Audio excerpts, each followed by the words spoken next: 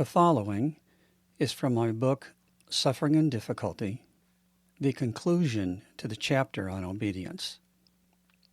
Section 311, Conclusion. The Scriptures teach that obedience is the way of the Christian. God's Word knows of no Christians whose lives are not characterized by obedience. However, the scriptural emphasis on obedience is not legalism. On the contrary, it is freedom to be what God always wanted us to be. It enables the creation of caring Christian communities, and most importantly, obedience pleases and glorifies God. As I reflect on my life, I see that obedience has indeed brought into my life what the Scriptures have promised.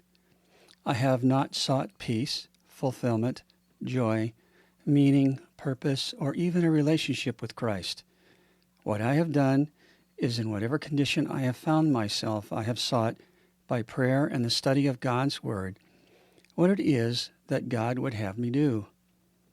Most of what He wants is perfectly clear, and as I have walked in the power of the Spirit, my obedience to the law of Christ has increased. However, there have been crushing difficulties that nearly brought me down. In these times, I have not focused on the truths that Jesus will get me through or that He loves me. I internalized these truths long ago. The question was, what was I going to do?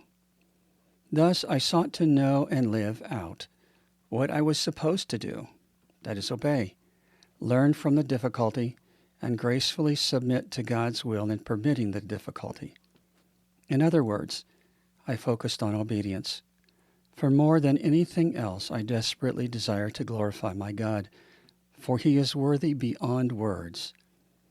As I have done so, I have found the strength to endure. I have found peace and meaning, and I have found my relationship to Jesus deepen as He has become more dear and more beautiful to me than I could ever have imagined. What I have found is what Jesus meant when He said, "He who has found his life will lose it, and he who has lost his life for my sake will find it." As I have thought less of myself and sought to be pleasing to my King, I have found, without seeking, the very things we all desire.